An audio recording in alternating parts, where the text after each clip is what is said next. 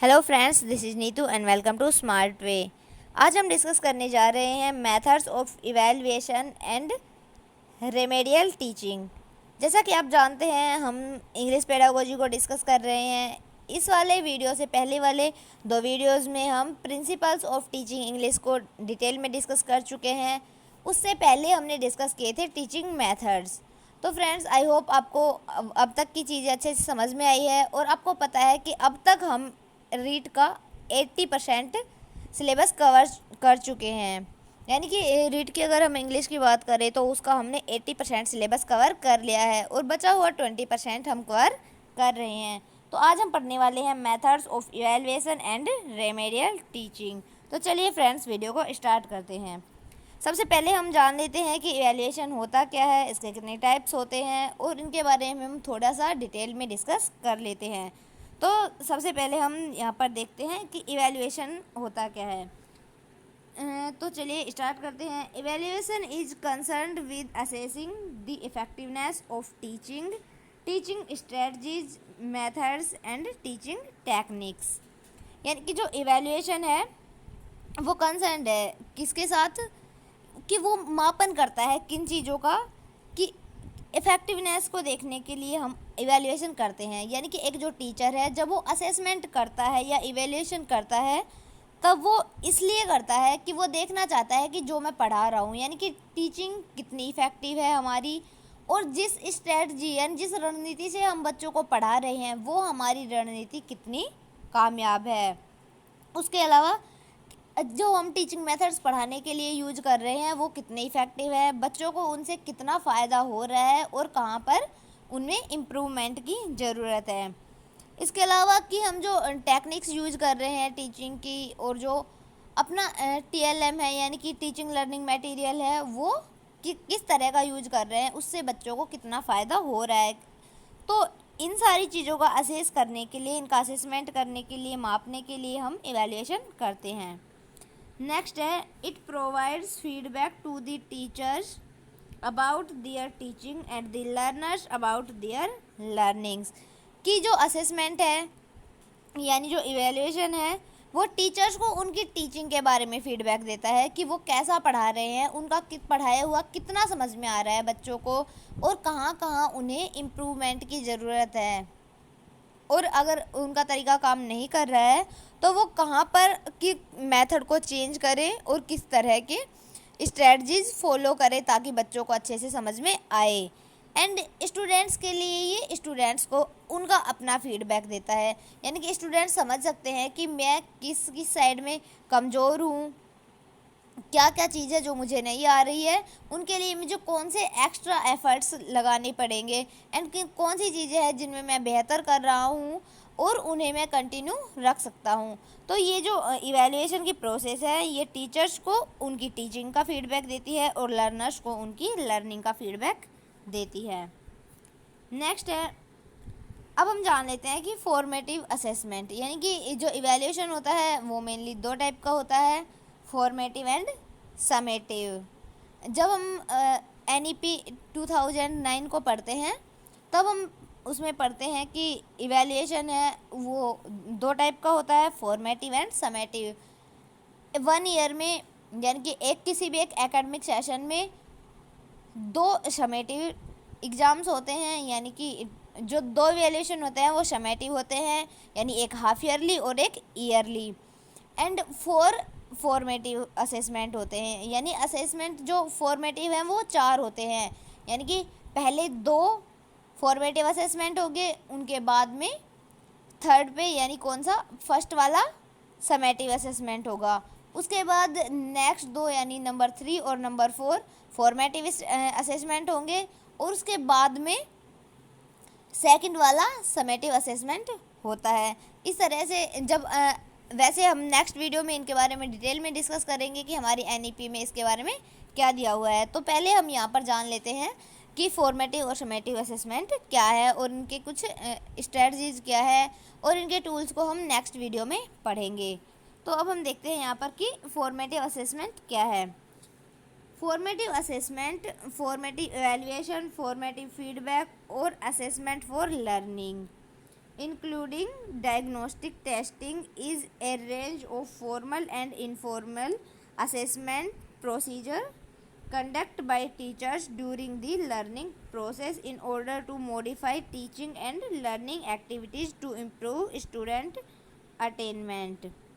यानी ये कहना चाह रहा है, यहाँ पर इन्होंने 4 नेम दिए हैं, आप इन्हें ध्यान से देखिए। फर्स्ट है फॉर्मेटिव असेसमेंट, फिर है फॉर्मेटिव इवैल्यूएशन, उसके बाद है formative feedback and assessment for learning.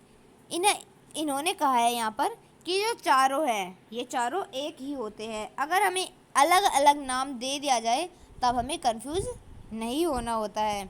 अगर हम इस वाले पार्ट की बात करें तो इसमें मेनली 3 टाइप्स के होते हैं, evaluation, assessment for learning, assessment of learning and assessment in learning and assessment as learning. यानी इस तरह होते हैं मेनली 3, क्योंकि पीयर असेसमेंट वगैरह भी होते हैं। तो जो फॉर्मेटिव असेसमेंट है उसे हम कहते हैं असेसमेंट फॉर लर्निंग, यानी सीखने के लिए मूल्यांकन करना। यानी ये जो असेसमेंट होता है वो टीचिंग प्रोसेस के ड्यूरिंग होता है, यानी उस दौरान होता है, ताकि समझ में आता रहे। टीचर्स को साथ साथ मेजर करते हुए चलते हैं कि बच्चे को कितना समझ में आ रहा है, यानी साथ साथ में ही उनकी प्रॉब्लम्स को दूर करते हुए चलते हैं। इसमें है कि इनमें डायग्नोस्टिक टेस्ट भी होता है। यानी सबसे पहले ये फॉर्मेटिव असेसमेंट है, जैसे इस तरह के असेसमेंट्स होते हैं। उसके बाद में देखा जाता है बच्चों का कि उन्हें कहाँ कहाँ पर प्रॉब्लम आ रही है। तो उसके बाद डायग्नोस्टिक टेस्ट होता है, और फिर बाद में अगर जब डायग्नोस कर लेते हैं कि उनकी कमज़ोरी कहाँ पर है तो वहाँ पर उन्हें क्या करते हैं, रेमेडियल टीचिंग देते हैं, ताकि उनके जो ड्रॉबैक्स है, उनके जो कमज़ोर वाला जो पार्ट है, यानी जहाँ पर बच्चे वीक हैं, वो चीज़ें उन्हें दोबारा से और अच्छे से पढ़ाई जाती है। यानी कि पहले अचीवमेंट टेस्ट लिया जाता है कि बच्चे ने क्या सीखा है, और वहाँ पर पता चल जाता है टीचर्स को कि कहाँ कहाँ बच्चों को प्रॉब्लम्स आ रही है। ये हम डायग्नोस्टिक और रेमेडियल टीचिंग जब हम पढ़ेंगे, तो इवैल्यूएशन की जब हम नेक्स्ट वीडियो में पढ़ेंगे तब हम पढ़ेंगे कि डायग्नोस्टिक टेस्ट क्या होता है, रेमेडियल टीचिंग कैसे देते हैं, और अचीवमेंट टेस्ट के बारे में भी हम डिटेल में डिस्कस करेंगे। आज हम पढ़ रहे हैं यहाँ पर फॉर्मेटिव एंड समेटिव असेसमेंट, तो इनके बारे में हल्का हल्का मैं आपको बताते हुए चलूँगी, ताकि स्लाइटली आपको आइडिया हो जाए कि हम क्या पढ़ने वाले हैं और आप उनसे लिंक कर पाएँ।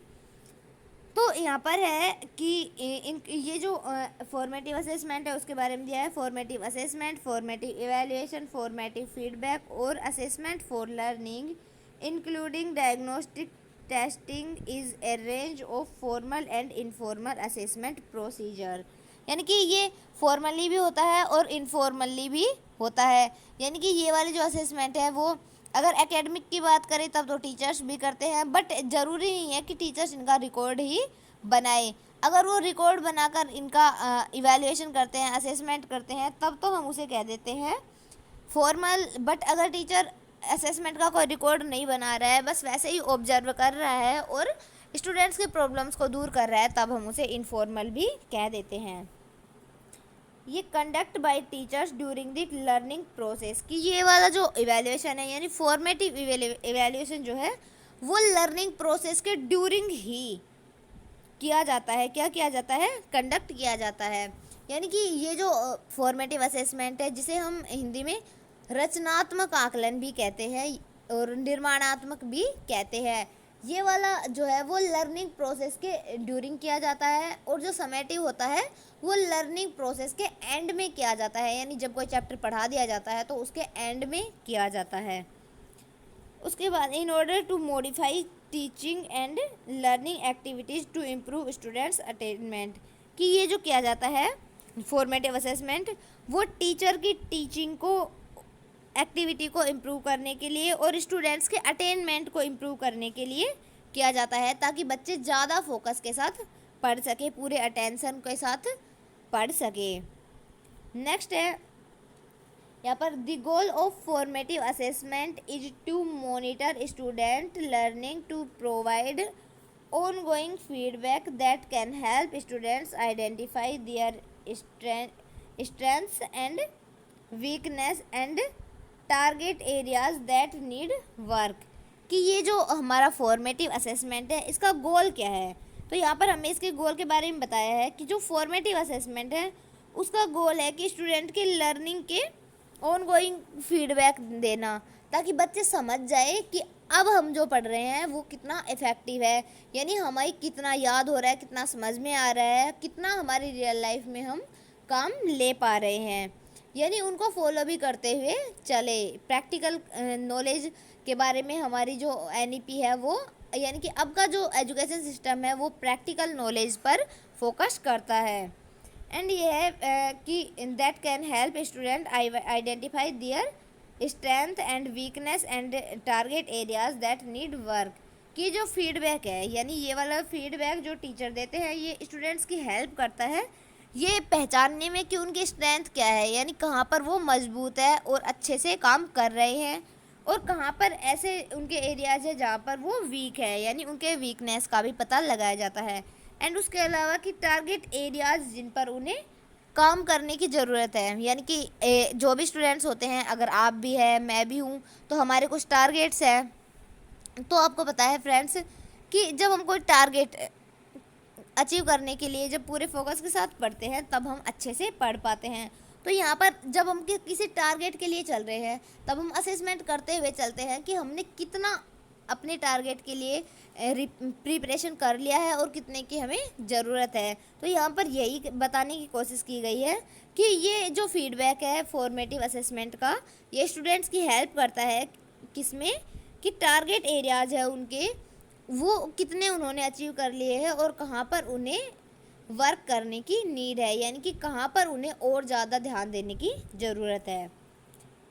नेक्स्ट है, it also helps faculty recognise where students are struggling and address problem immediately.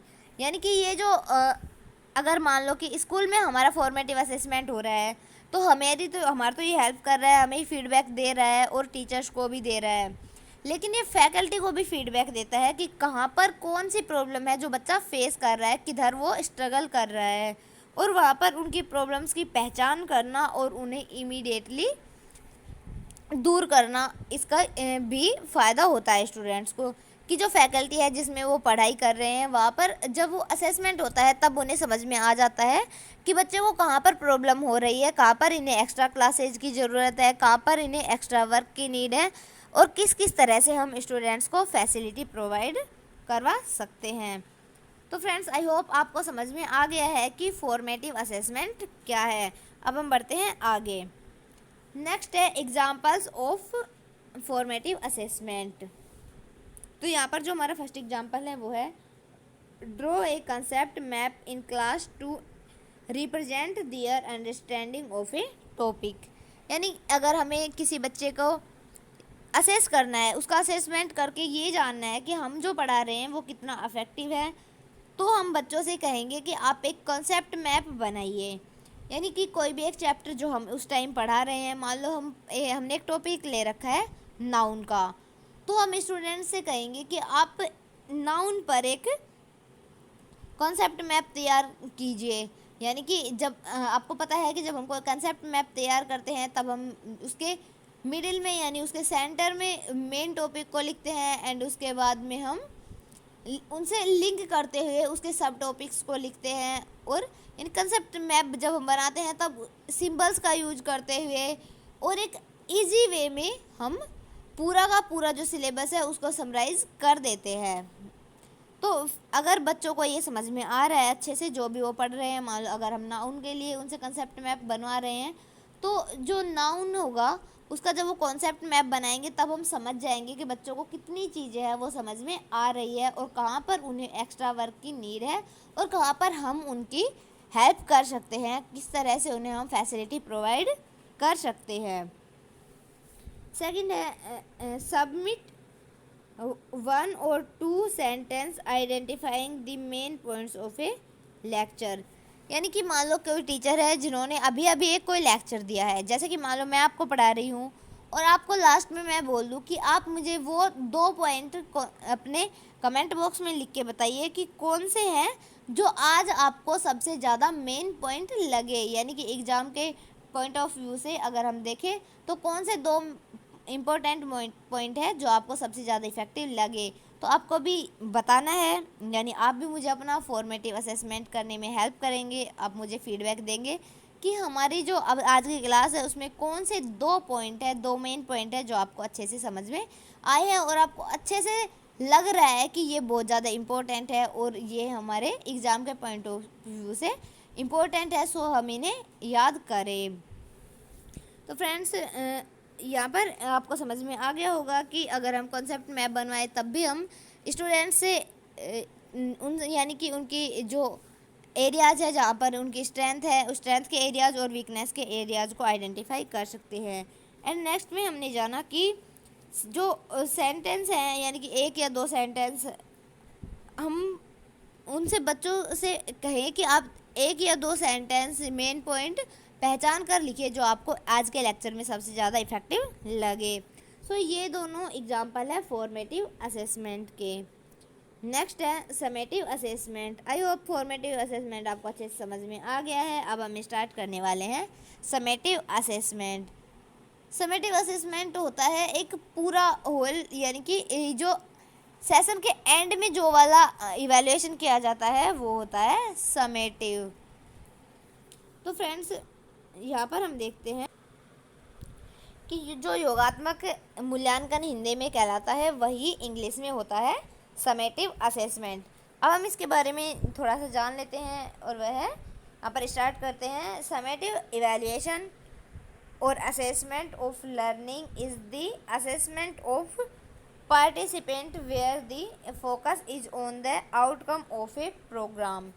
कि जो समेटिव इवैल्यूएशन होता है यानी हम इसे समेटिव इवैल्यूएशन भी कह सकते हैं, समेटिव असेसमेंट भी कह सकते हैं, और असेसमेंट ऑफ लर्निंग यानी कि जो हमने सीखा है उसका मूल्यांकन, यानी कि ये जो होता है वो किसी भी एकेडमिक सेशन के एंड में होता है।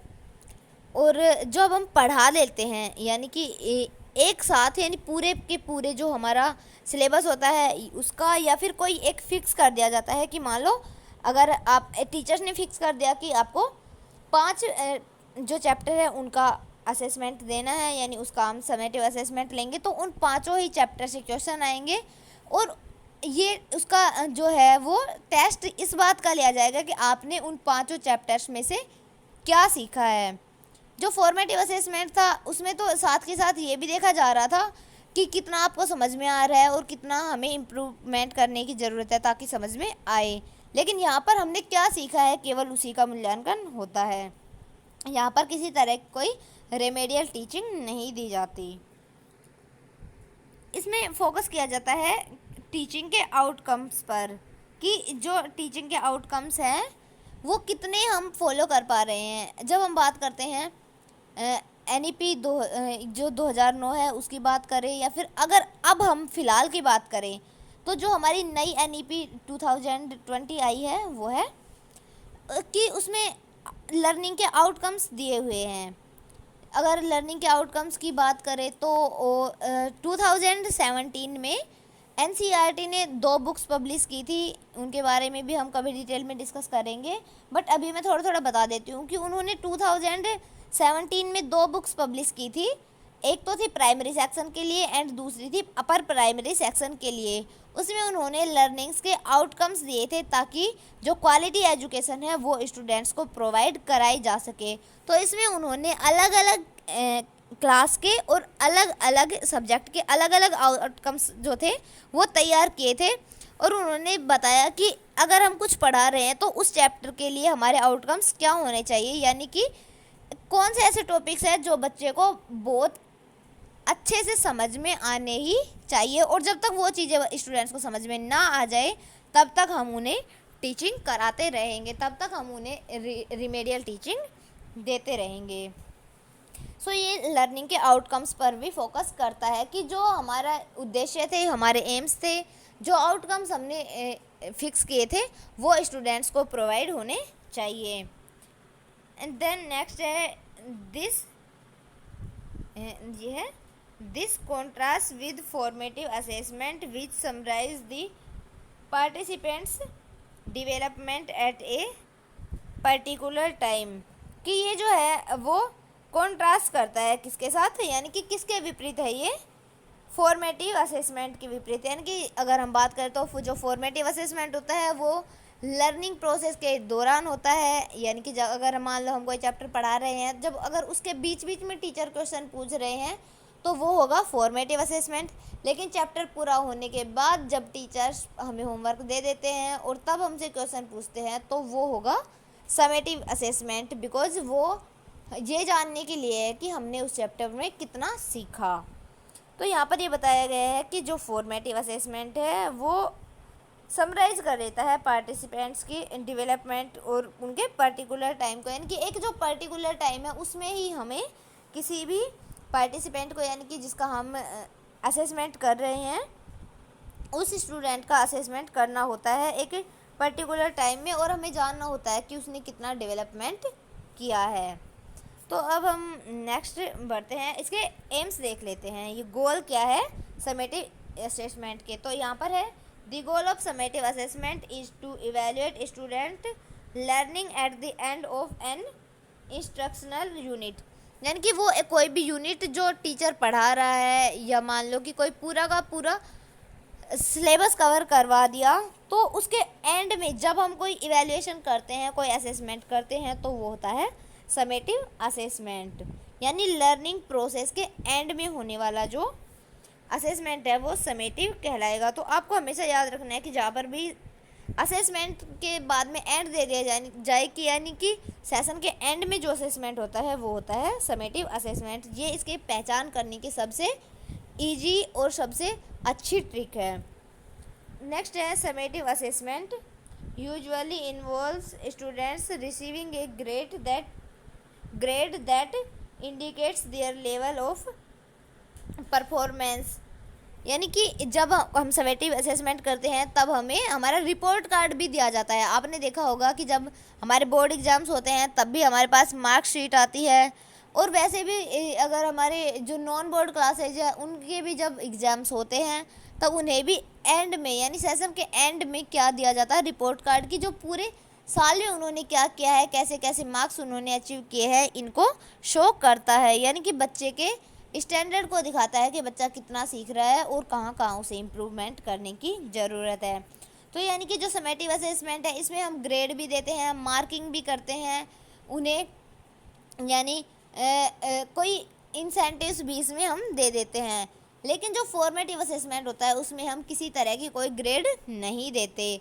यहाँ पर तो स्टूडेंट्स का लेवल भी चेक किया जाता है कि बच्चा अपनी क्लास में कौन से नंबर पर है, लेकिन जो फॉर्मेटिव असेसमेंट होता है उसमें केवल बच्चों पर ध्यान दिया जाता है, उन्हें आपस में किसी तरह से कंपेयर नहीं किया जाता, और ना ही वहाँ पर कोई ग्रेड दी जाती है, और ना ही ये बताया जाता कि आपकी क्लास का टॉपर कौन है, सेकंड टॉपर कौन है, इस तरह से कोई बात नहीं की जाती है।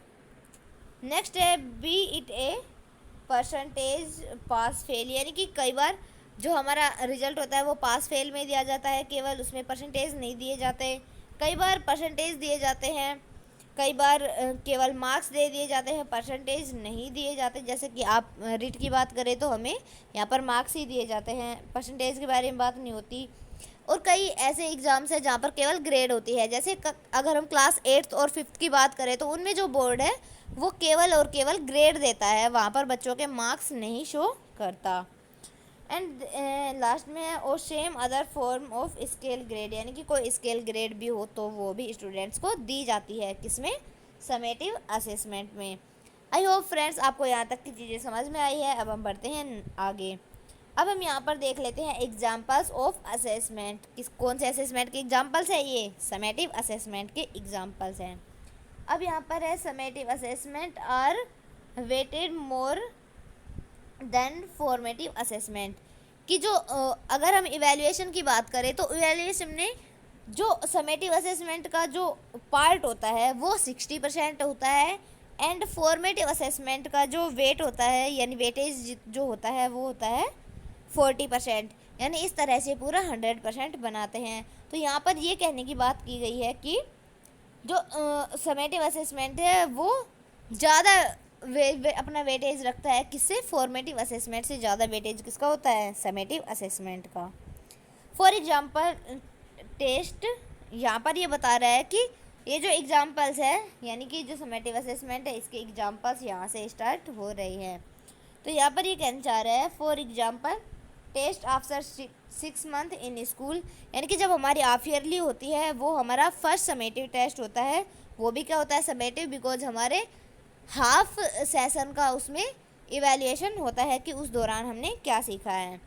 नेक्स्ट है semester exams in graduation after etch 6 month, यानी कि अगर आप हरियाणा जैसे स्टेट से ग्रेजुएशन करते हैं तब वहाँ पर सेमेस्टर सिस्टम चलता है और हर 6 मंथ में यानी जो भी यानी 1 ईयर में 2 टाइम्स यानी पर 6 मंथ में लिए जाते हैं इवैल्यूएशन एंड टेस्ट एग्जाम्स लिए जाते हैं किसके सेमेस्टर के, ताकि उनकी ग्रोथ का पता लगाया जा सके कि वो कितना सीख पा रहे हैं।